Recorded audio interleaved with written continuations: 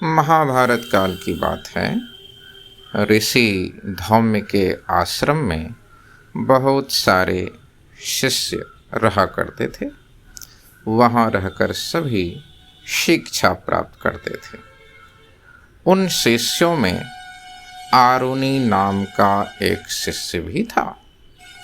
वे महान गुरु भक्त थे।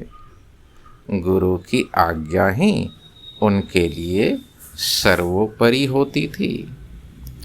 आश्रम में उस समय शिष्य सिर्फ शिक्षा ही प्राप्त नहीं करते थे, बल्कि गुरु के कार्यों में भी मदद करते थे।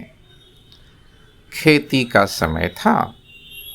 खेत में धान लगे हुए थे, लेकिन वर्षा नहीं हो रही थी, जिसके कारण गुरु परेशान रहते थे कि इस बार फसल नहीं हो पाएगी, और अच्छी फसल नहीं हो पाएगी तो फिर खाना का, भोजन का जो व्यवस्था है वह अच्छी तरह से नहीं हो पाएगी। लेकिन कुछ दिनों के बाद भारी बारिश हुई।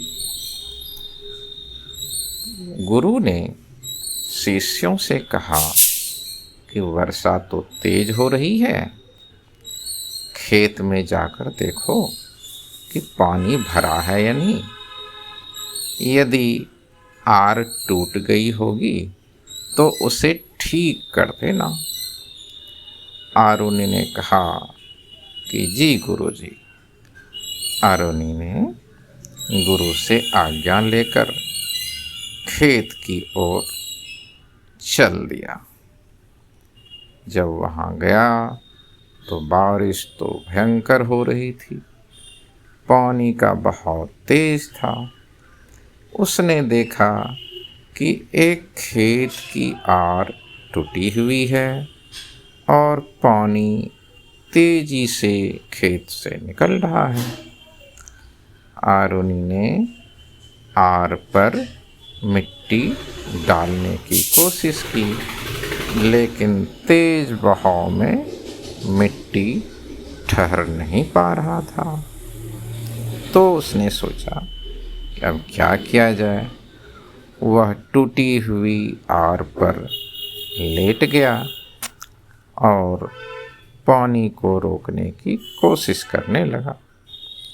कुछ देर के बाद पानी का बहाव रुक गया। तब तक में काफ़ी शाम हो चुकी थी। सभी बच्चे खाना पीना खा लिए थे। गुरु धौम्य ने बच्चों से पूछा, आरुणि कहाँ है? उन्होंने कहा कि मैंने तो नहीं देखा है, खेत गया था, अभी तक तो आया नहीं है। तो गुरुजी लालटेन लेकर शिष्यों के साथ आरुणि को खोजने निकल पड़े। खोजते खोजते जब खेत पर पहुंचा तो देखा कि आरुणि मेर पर, खेत की आर पर लेटा हुआ है। उसने बोला कि ऐसा तुमने क्यों किया? आरुणि ने सारी बातें बताई तो गुरुजी का दिल भर आया और आरुणि को वहाँ से उठाकर अपने सीने से लगा लिया और उसे आशीर्वाद दिया कि तुम बड़ा होकर बहुत बड़े विद्वान बनोगे और तुम सबका आदर पाओगे। ऐसा ही हुआ।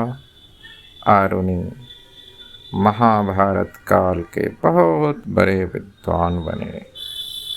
इस कहानी से हमें सीख मिलती है कि गुरु जी की आज्ञा का पालन हर हाल में करना चाहिए, क्योंकि गुरु का सम्मान और सेवा करने से ही व्यक्ति का जीवन बड़ा और महान बनता है।